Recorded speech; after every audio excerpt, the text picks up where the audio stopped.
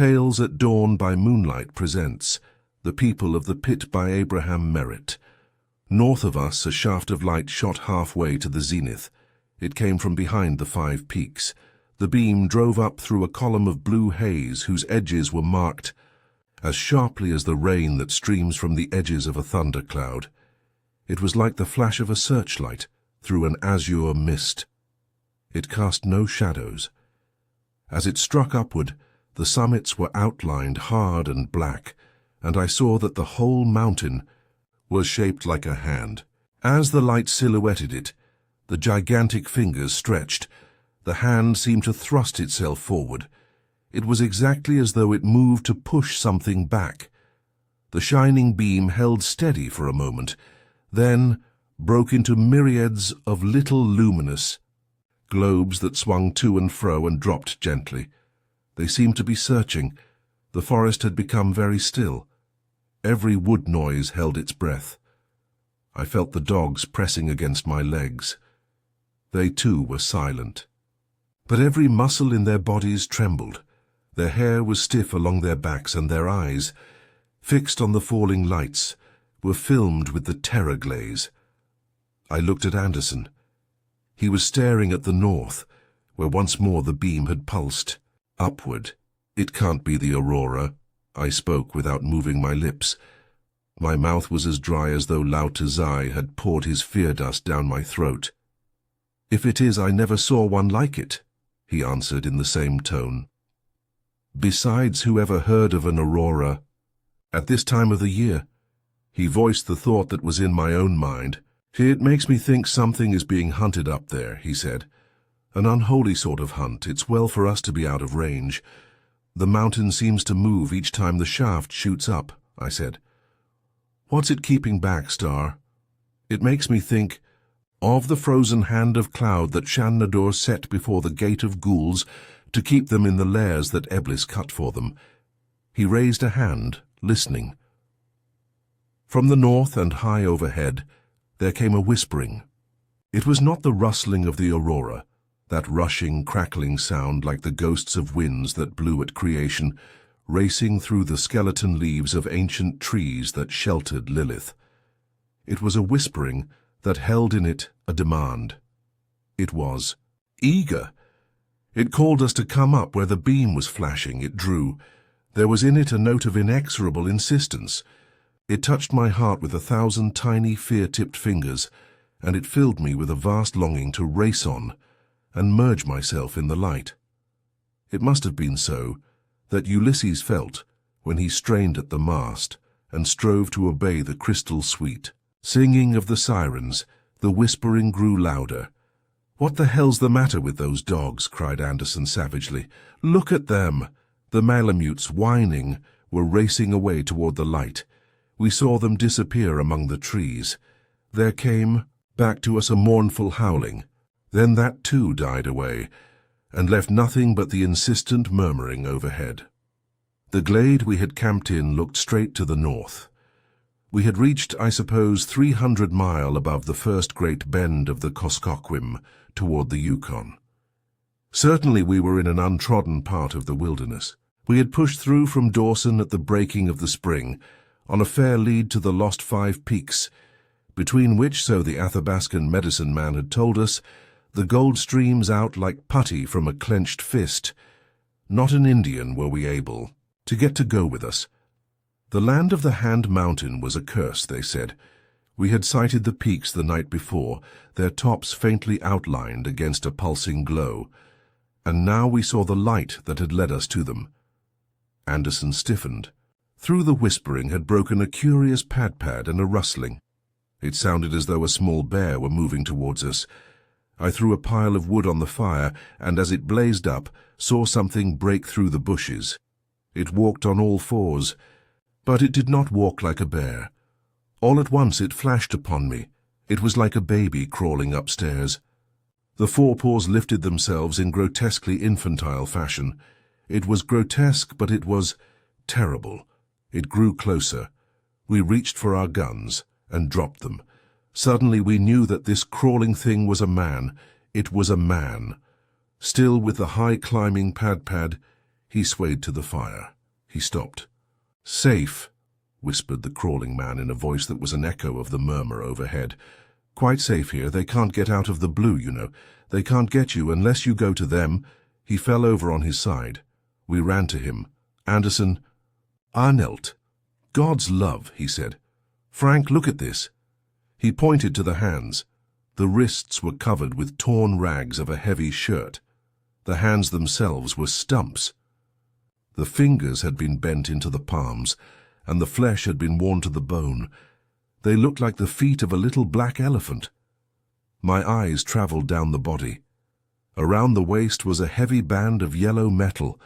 From it fell a ring and a dozen links of shining white chain. "What is he?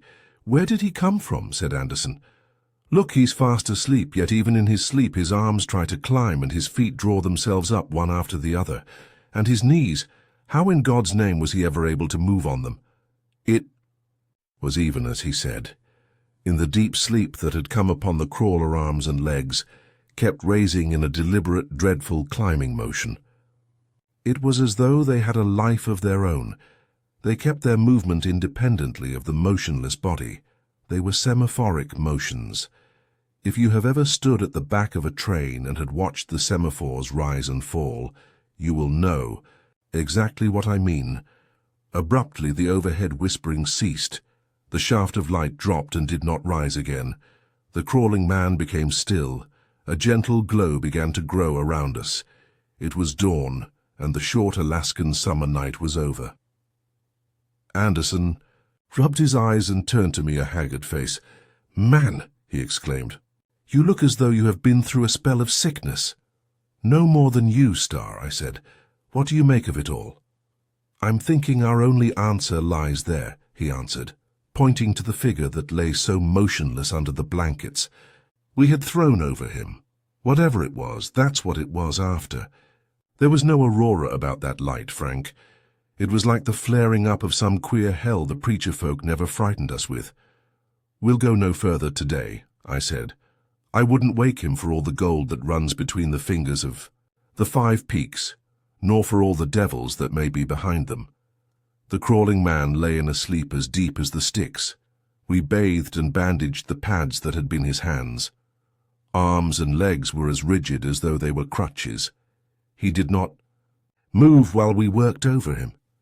He lay as he had fallen, the arms a trifle raised, the knees bent. "Why did he crawl?" whispered Anderson. "Why didn't he walk?" I was filing the band about the waist. It was gold, but it was like no gold I had ever handled. Pure gold is soft. This was soft, but it had an unclean, viscid life of its own. It clung to the file. I gashed through it, bent it away from the body and hurled it far off. It was loathsome. All that day he slept. Darkness came and still he slept. That night there was no shaft of light, no questing globe, no whispering. Some spell of horror seemed lifted from the land. It was noon when the crawling man awoke. I jumped as the pleasant, drawling voice sounded. "How long have I slept?" he asked. His pale blue eyes grew quizzical as I stared at him. "A night and almost 2 days," I said. "Was there any light up there last night?" He nodded to the north eagerly. "Any whispering?" "Neither," I answered. His head fell back and he stared. "Up at the sky. They've given it up, then?" he said at last. "Who have given it up?" asked Anderson. "Why, the people of the pit," replied the crawling man quietly. We stared at him. "The people of the pit," he said. "Things that the devil made before the flood, and that somehow have escaped God's vengeance. You weren't in any danger from them, unless you had followed their call. They can't get any further than the blue haze. I was their prisoner," he added. Simply, they were trying to whisper me back to them. Anderson and I looked at each other, the same thought in both our minds. "You're wrong," said the crawling man. "I'm not insane. Give me a very little to drink. I'm going to die soon, but I want you to take me as far south as you can before I die, and afterwards I want you to build a big fire and burn me. I want to be in such shape that no infernal spell of theirs can drag my body back to them. You'll do it too when I've told you about them." He hesitated. "I think their chain is off me," he said. I cut it off, I answered shortly. Thank God for that. Two, whispered the crawling man. He drank the brandy and water we lifted to his lips. Arms and legs quite dead, he said. Dead as I'll be soon. Well, they did well for me. Now I'll tell you what's up there behind that hand. Hell. Now listen. My name is Stanton, Sinclair Stanton. Class 1900, Yale, explorer. I started away from Dawson last year to hunt for 5 peaks that rise like a hand in a haunted country and run pure gold between them. Same thing you were after. I thought so. Late last fall my comrade sickened, sent him back with some Indians. Little later all my Indians ran away from me. I decided I'd stick, built a cabin, stocked myself with food and lay down to winter it. In the spring I started off again. Little less than 2 weeks ago I sighted the 5 peaks. Not from this side though, the other. Give me some more brandy. I'd made too wide a detour, he went on. I'd gotten too far north, I beat back. From this side you see nothing but forest straight up to the base of the Hand Mountain. Over on the other side, he was silent for a moment. Over there is forest. Too, but it doesn't reach so far. No, I came out of it. Stretching miles in front of me was a level plain. It was as worn and ancient-looking as the desert around the ruins of Babylon. At its end rose the peaks. Between me and them, far off, was what looked like a low dike of rocks. Then I ran across the road. "The road!" cried Anderson incredulously. "The road," said the crawling man. "A fine, smooth stone road. It ran straight onto the mountain. Oh, it was road all right, and worn as though millions and millions of feet had passed over it for thousands of years. On each side of it were sand and heaps of stones. After a while I began to notice these stones. They were cut, and the shape of the heaps somehow gave me the idea that 100,000 years ago they might have been houses. I sensed man about them, and at the same time they smelled of immemorial antiquity. Well, the peaks grew closer, the heaps of ruins thicker. Something inexpressibly desolate hovered over them. Something reached from them that struck my heart like the touch of ghosts so old that they could be only the ghosts of ghosts. I went on, and now I saw that what I had thought to be the low rock range at the base of the peaks was a thicker litter of ruins. The Hand Mountain was really much farther off. The road passed between 2 high rocks that raised themselves like a gateway. The crawling man paused. "They were a gateway," he said. I reached them, I went between them, and then I sprawled and clutched the earth in sheer awe. I was on a broad stone platform. Before me was sheer space. Imagine the Grand Canyon 5 times as wide and with the bottom dropped out. That is what I was looking into. It was like peeping over the edge of a cleft world down into the infinity where the planets roll. On the far side stood the 5 peaks. They looked like a gigantic warning hand stretched up to the sky. The lip of the abyss curved away on each side of me. I could see down perhaps 1,000 feet. Then a thick blue haze shut out the eye. It was like the blue you see gather on the high hills at dusk. And the pit, it was awesome. Awesome as the Maori Gulf of Ranelagh that sinks between the living and the dead, and that only the freshly released soul has strength to leap, but never strength to cross again. I crept back from the verge and stood up, weak. My hand rested against one of the pillars of the gateway. There was carving upon it. It bore in still sharp outlines the heroic figure of a man. His back was turned, his arms were outstretched. There was an odd peaked headdress upon him. I looked at the opposite pillar. It bore a figure exactly similar. The pillars were triangular and the carvings were on the side away from the pit. The figures seemed to be holding something back. I looked closer. Behind the outstretched hands, I seemed to see other shapes. I traced them out vaguely. Suddenly I felt unaccountably sick. There had come to me an impression of enormous upright slugs. Their swollen bodies were faintly cut, all except the heads, which were well-marked globes. They were unutterably loathsome. I turned from the gates back to the void. I stretched myself upon the slab and looked over the edge. A stairway led down into the pit. "A stairway," we cried. "A stairway," repeated the crawling man as patiently as before. It seemed not so much carved out of the rock as built into it. The slabs were about 6 feet long and 3 feet wide. It ran down from the platform and vanished into the blue haze. "But who could build such a stairway as that?" I said. "A stairway built into the wall of a precipice and leading down into a bottomless pit." "Not bottomless," said the crawling man quietly. "There was a bottom. I reached it."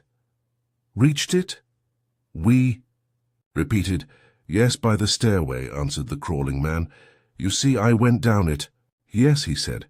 "I went down the stairway, but not that day. I made my camp back of the gates. At dawn I filled my knapsack with food, my 2 canteens with water from a spring that wells up there by the gateway, walked between the carved monoliths, and stepped over the edge of the pit. The steps ran along the side of the rock at a 40-degree pitch. As I went down and down, I studied them. They were of a greenish rock, quite different from the granitic porphyry that formed the wall of the precipice. At first I thought that the builders had taken advantage of an outcropping stratum and had carved from it their gigantic flight. But the regularity of the angle at which it fell made me doubtful of this theory. After I had gone perhaps half a mile, I stepped out upon a landing. From this landing the stairs made a V-shaped turn and ran on downward, clinging to the cliff at the same angle as the first flight. It was a zigzag, and after I had made 3 of these turns, I knew that the steps dropped straight down in a succession. So of such angles, no strata could be so regular as that. No, the stairway was built by hands, but whose? The answer is in those ruins around the edge, I think, never to be read. By noon I had lost sight of the 5 peaks and the lip of the abyss. Above me, below me, was nothing but the blue haze. Beside me, too, was nothingness, for the further breast of rock had long since vanished. I felt no dizziness, and any trace of fear was swallowed in a vast curiosity. What was I to discover? Some ancient and wonderful civilization that had ruled when the poles were tropical gardens. Nothing living, I felt sure, all was too old for life. Still, a stairway so wonderful must lead to something quite as wonderful, I knew. What was it? I went on. At regular intervals I had passed the mouths of small caves. There would be 2,000 steps and then an opening, 2,000 more steps and an opening, and so on and on. Late that afternoon I stopped before one of these clefts. I suppose I had gone then 3 miles down the pit, although the angles were such that I had walked in all fully 10 miles. I examined the entrance. On each side were carved the figures of the great portal above. Only now they were standing face forward, the arms outstretched as though to hold something back from the outer depths. Their faces were covered with veils. There were no hideous shapes behind them. I went inside. The fissure ran back for 20 yards like a burrow. It was dry and perfectly light. Outside I could see the blue haze rising upward like a column, its edges clearly marked. I felt an extraordinary sense of security, although I had not been conscious of any fear. I felt that the figures at the entrance were guardians, but against what? The blue haze thickened and grew faintly luminescent. I fancied that it was dusk above. I ate and drank a little and slept. When I awoke, the blue had lightened again, and I fancied it was dawn above. I went on. I forgot the gulf yawning at my side. I felt no fatigue and little hunger or thirst, although I had drunk and eaten sparingly. That night I spent within another of the caves, and at dawn I descended again. It was late that day when I first saw the city. He was silent for a time. "The city," he said at last. "There is a city, you know, but not such a city as you have ever seen, nor any other man who has lived to tell of it. The pit, I think, is shaped like a bottle. The opening before the 5 peaks is the neck. But how wide the bottom is I do not know. Thousands of miles, maybe. I had begun to catch little glints of light far down in the blue. Then I saw the tops of trees, I suppose they are, but not our kind of trees, unpleasant, snaky kind of trees. They reared themselves on high, thin trunks, and their tops were nests of thick tendrils with ugly little leaves like arrowheads. The trees were red, a vivid, angry red. Here and there I glimpsed spots of shining yellow. I knew these were water because I could see things breaking through their surface, or at least I could see the splash and ripple, but what it was that disturbed them I never saw. Straight beneath me was the city. I looked down upon mile after mile of closely packed cylinders. They lay upon their sides in pyramids of 3, of 5, of dozens, piled upon each other. It is hard to make you see what that city is like. Look, suppose you have water pipes of a certain length, and first you lay 3 of them side by side, and on top of them you place 2, and on these 2 1. Or suppose you take 5 for a foundation, and place on these 4, and then 3, then 2, and then 1. Do you see? That was the way they looked, but they were topped by towers, by minarets, by flares, by fans, and twisted monstrosities. They gleamed as though coated with pale rose flame. Beside them, the venomous red trees raised themselves like the heads of hydras guarding nests of gigantic, jeweled and sleeping worms. A few feet beneath me, the stairway jutted out into a titanic arch, unearthly as the span that bridges hell and leads to Asgard. It curved out and down straight through the top of the highest pile of carven cylinders, and then it vanished through it. It was appalling, it was demonic. The crawling man stopped. His eyes rolled up into his head. He trembled, and his arms and legs began their horrible crawling movement. From his lips came a whispering. It was an echo of the high murmuring we had heard the night he came to us. I put my hands over his eyes. He quieted. "The thing's accursed," he said. "The people of the pit," did I whisper. "Yes, but they can't get me now, they can't." After a time he began as quietly as before. I crossed the span. I went down through the top of that building. Blue darkness shrouded me for a moment, and I felt the steps twist into a spiral. I wound down, and then I was standing high up in, I can't tell you in what, I'll have to call it a room. We have no images for what is in the pit. 100 feet below me was the floor. The walls sloped down and out from where I stood in a series of widening crescents. The place was colossal, and it was filled with a curious mottled red light. It was like the light inside a green and gold-flecked fire opal. I went down to the last step. Far in front of me rose a high, columned altar. Its pillars were carved in monstrous scrolls, like mad octopuses with 1,000 drunken tentacles. They rested on the backs of shapeless monstrosities, carved in crimson stone. The altar front was a gigantic slab of purple covered with carvings. I can't describe these carvings. No human being could. The human eye cannot grasp them any more than it can grasp the shapes that haunt the 4th dimension. Only a subtle sense in the back of the brain sensed them vaguely. They were formless things that gave no conscious image, yet pressed into the mind like small hot seals, ideas of hate, of combats between unthinkable, monstrous things, victories in a nebulous hell of steaming, obscene jungles, aspirations, and ideals immeasurably loathsome. And as I stood, I grew aware of something that lay behind the lip of the altar 50 feet above me. I knew it was there. I felt it with every hair and every tiny bit of my skin. Something infinitely malignant, infinitely horrible, infinitely ancient. It lurked, it brooded, it threatened, and it was invisible. Behind me was a circle of blue light. I ran for it. Something urged me to turn back, to climb the stairs and make away. It was impossible. Repulsion for that unseen thing raced me onward, as though a current had my feet. I passed through the circle. I was out on a street that stretched on into dim distance between rows of the carven cylinders. Here and there the red trees arose.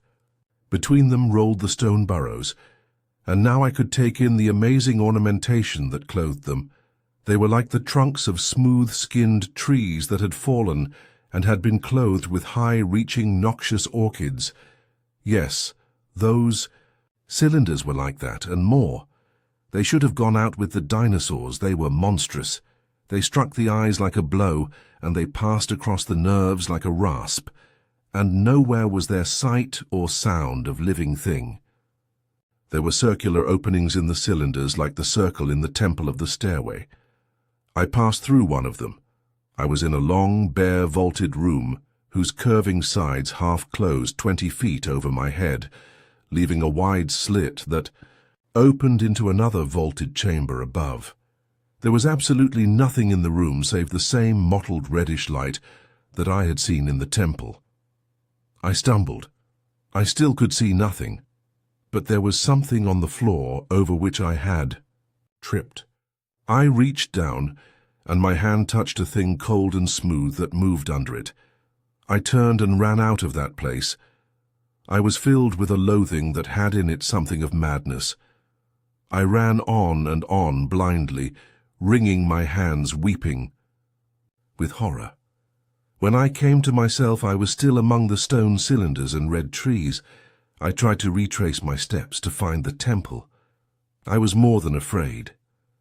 I was like a new loosed soul, panic-stricken with the first terrors of hell. I could not find the temple.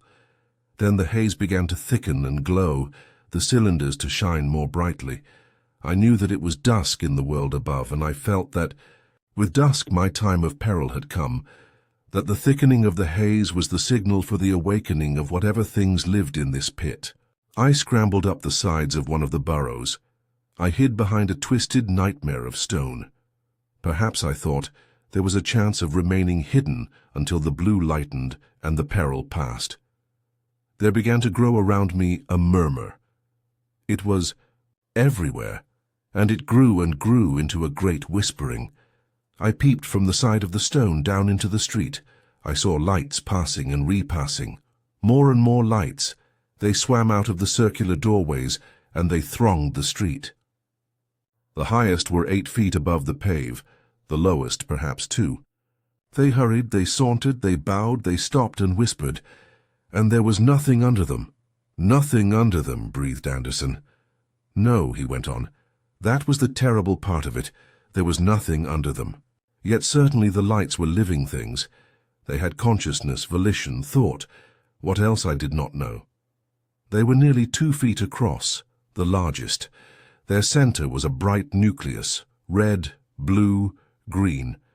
This nucleus faded off, gradually, into a misty glow that did not end abruptly.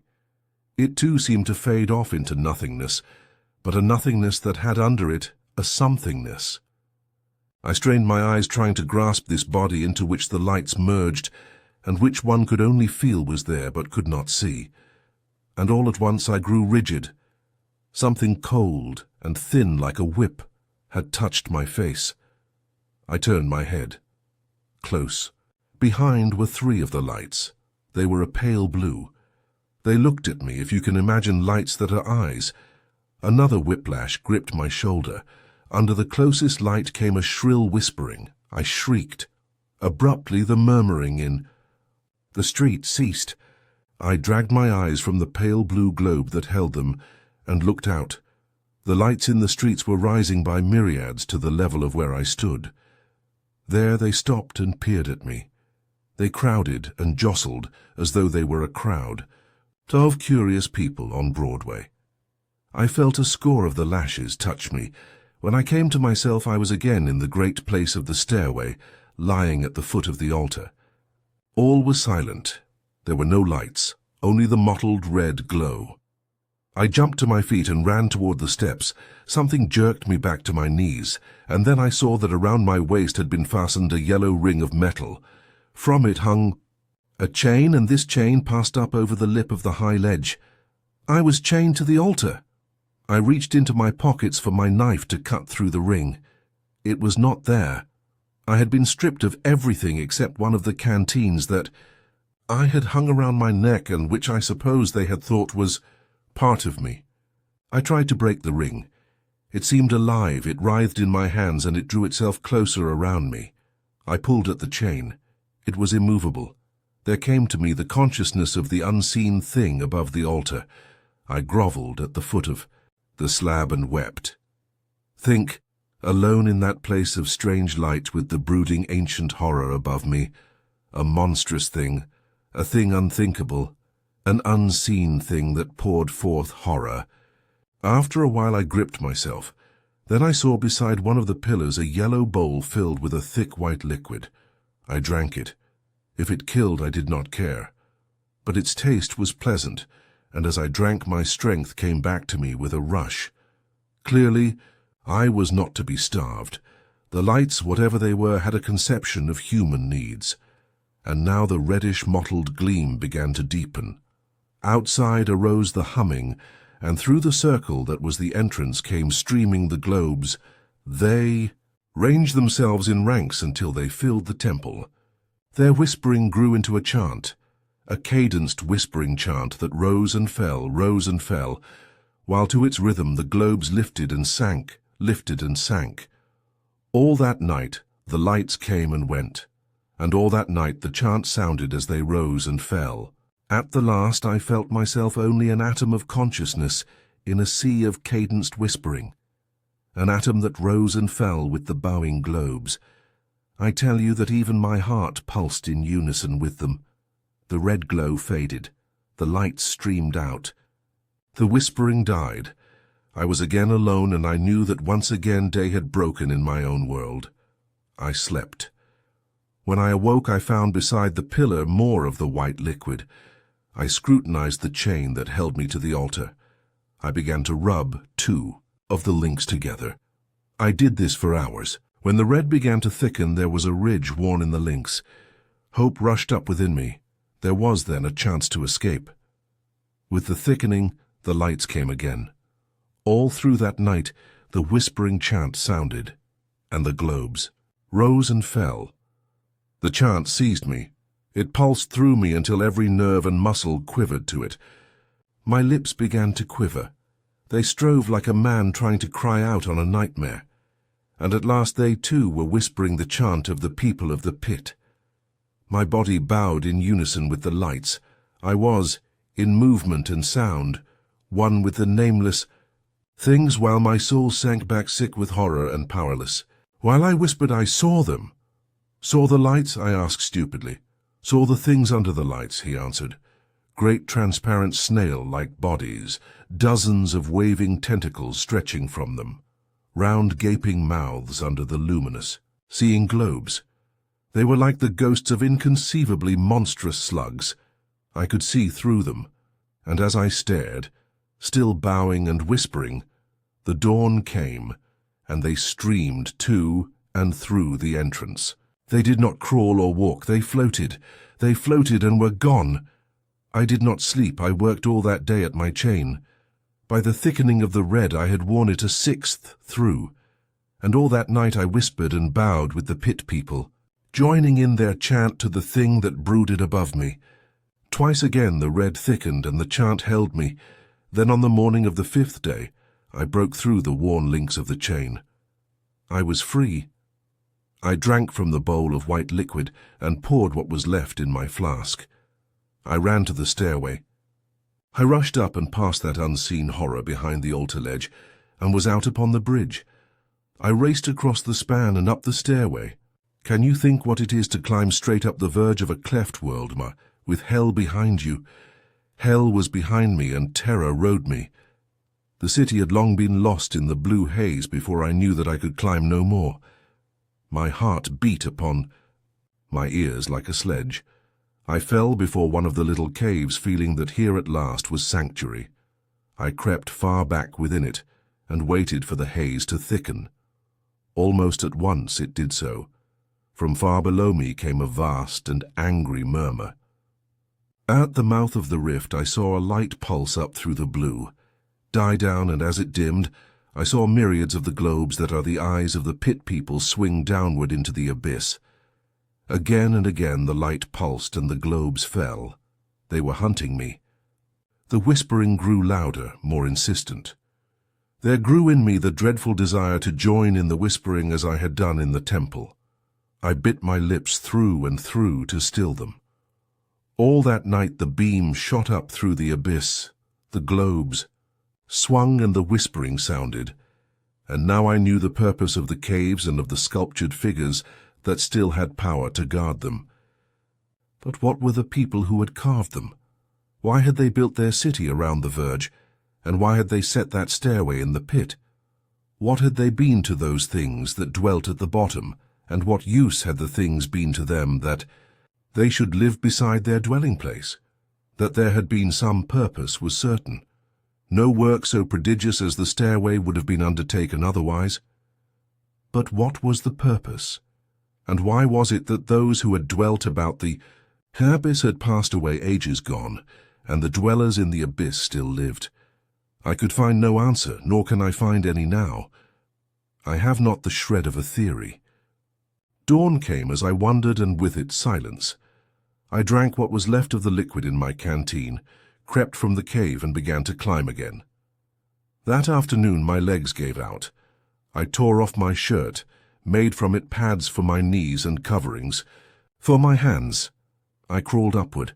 I crawled up, and again I crept into one of the caves and waited until again the blue thickened, the shaft of light shot through it, and the whispering came. But now there was a new note in the whispering. It was no longer threatening. It called and coaxed. It drew. A new terror gripped me. There had come upon me a mighty desire to leave the cave and go out where the light swung, to let them do with me as they pleased, carry me where they wished. The desire grew. It gained fresh impulse with every rise of the beam, until at last I vibrated with the desire as I had vibrated to the chant in the temple. My body was a pendulum. Up would go the beam, and I would swing toward it. Only my soul kept steady. It held me fast to the floor of the cave, and all that night it fought with my body against the spell of the pit people. Dawn came. Again I crept from the cave and faced the stairway. I could not rise. My hands were torn and bleeding, my knees in agony. I forced myself upward step by step. After a while my hands became numb. The pain left my knees. They deadened. Step by step my will drove my body upward upon them. And then a nightmare of crawling up infinite stretches of steps. Memories of dull horror while hidden within caves with the lights pulsing without, and whisperings that called and called me. Memory of a time when I awoke to find that my body was obeying the call and had carried me halfway out between the guardians of the portals, while thousands of gleaming globes rested in the blue haze and watched me. Glimpses of bitter fights against sleep and always, a climb up and up along infinite distances of steps that led from Abaddon to a paradise of blue sky and open world. At last, a consciousness of the clear sky close above me, the lip of the pit before me, memory of passing between the great portals of the pit and of steady withdrawal from it, dreams of giant men with strange peaked crowns and veiled faces who pushed me onward and held back Roman, candle globules of light that sought to draw me back to a gulf wherein planets swam between the branches of red trees that had snakes for crowns. And then a long, long sleep, how long God alone knows, in a cleft of rocks, an awakening to see. Far in the north, the beam still rising and falling, the light still hunting, the whispering high above me calling. Again crawling on dead arms and legs that moved, like the ancient mariner's ship, without volition of mine, but that carried me from a haunted place. And then your fire, and this safety. The crawling man smiled at us for a moment, then swiftly life faded from his face. He slept. That afternoon we struck camp and, carrying the crawling man, started back south. For 3 days we carried him, and still he slept, and on the 3rd day, still sleeping, he died. We built a great pile of wood, and we burned his body as he had asked. We scattered his ashes about the forest with the ashes of the trees that had consumed him. It must be a great magic indeed that could disentangle those ashes and draw him back. In a rushing cloud to the pit he called accursed. I do not think that even the people of the pit have such a spell, No, but we did not return to the 5 peaks to see. Subscribe for more such stories.